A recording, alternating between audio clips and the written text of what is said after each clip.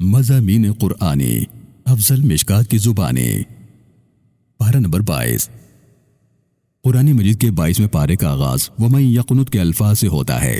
22ویں پارے کا ابتدائی حصہ سورہ احزاب، درمیانی حصہ سورہ سبا اور سورہ فاطر، جبکہ پارے کا اختتام سورہ یاسین کے ابتدائی حصے پر ہوتا ہے۔ اللہ رب العالمین نے 22ویں پارے میں بہت سے اہم مضامین بیان فرمائے ہیں۔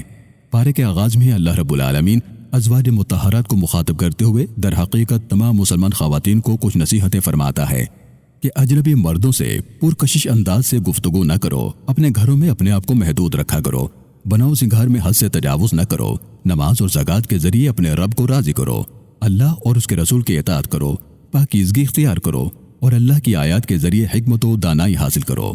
پھر اللہ رب العالمین مسلمان مرد و خواتین کی 8 خوبیاں بیان فرماتا ہے کہ مسلمان فرما بردار ہوتے ہیں، اللہ سے ڈرنے والے ہوتے ہیں، سچ بولنے والے ہوتے ہیں، اللہ کی راہ میں صدقہ کرنے والے ہوتے ہیں، صبر کرنے والے ہوتے ہیں، روزہ رکھنے والے ہوتے ہیں، کثرت سے اپنے پروردگار کا ذکر کرنے والے ہوتے ہیں اور اپنی شرمگاہوں کی حفاظت و پاسداری کرنے والے ہوتے ہیں۔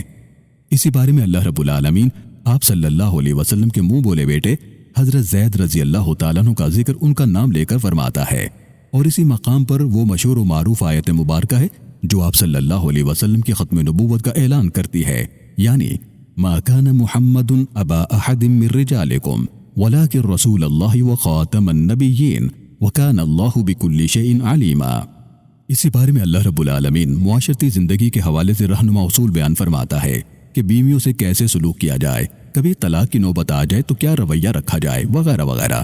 اسی مقام پر اللہ رب العالمین نے ازواج مطہرات کو مخاطب کر کے پوری امت کی مسلم خواتین کے لیے کچھ مزید رہنما اصول بیان فرمائے کہ گھروں میں آنے جانے کا طریقہ کیا ہونا چاہیے، کوئی دعوت پہ بلائے تو ہمارا طور طریقہ کیا ہونا چاہیے۔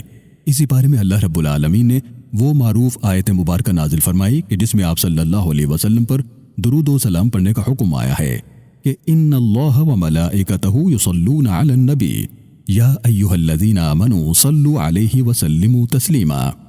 اسی مقام پر اللہ رب العالمین نے مومن خواتین کو پردے اور چہرے کو چھپانے کا حکم دیا، جبکہ سورہ احزاب کے آخر میں اللہ رب العالمین نے اہل ایمان کو مخاطب فرماتے ہوئے ارشاد فرمایا کہ اے ایمان والو، اپنے بول کو درست رکھو اور صاف اور سیدھی بات کہا کرو۔ سورہ سبا کا آغاز ہوتا ہے۔ اس سورہ مبارکہ کا آغاز اللہ رب العالمین اپنے حمد و ثنا سے فرماتا ہے اور اپنی ربوبیت اور خلاقیت کا ذکر فرماتا ہے۔ اسی مقام پر اللہ رب العالمین قوم سبا کا ذکر فرماتا ہے جو تقریباً 2500 سال قبل مسیح یمن میں آباد تھے۔ خوشحالی، تہذیب و تمدن اور باغات ان کا ترہ امتیاز تھے، مگر انہوں نے اللہ کی نافرمانی کی تو اللہ رب العالمین نے پانی کا بند توڑ کر ان سب کو غرق کر دیا۔ سورہ فاطر کا آغاز ہوتا ہے۔ اس سورہ مبارکہ کا آغاز بھی اللہ رب العالمین اپنی حمد و ثنا سے کرتا ہے، پھر انسانوں پر اپنی بے پایاں عنایت کا ذکر فرماتا ہے کہ کیسے اس نے تمہارے لیے زمین و آسمان پیدا فرمائے، سورج، چاند اور تارے بنائے، میٹھے اور کھارے پانی کے سمندر اور ندیاں نالے بنائے، کیسے ایک نطفے سے اس نے انسان کو پیدا فرمایا، پھر وہ تمہیں زندگی اور عمر عطا فرماتا ہے جو کسی کی کم اور کسی کی زیادہ ہوتی ہے۔ پارے کے آخر میں اس سورہ مبارکہ کا آغاز ہوتا ہے جسے زینت القرآن کہا جاتا ہے، یعنی سورہ یاسین۔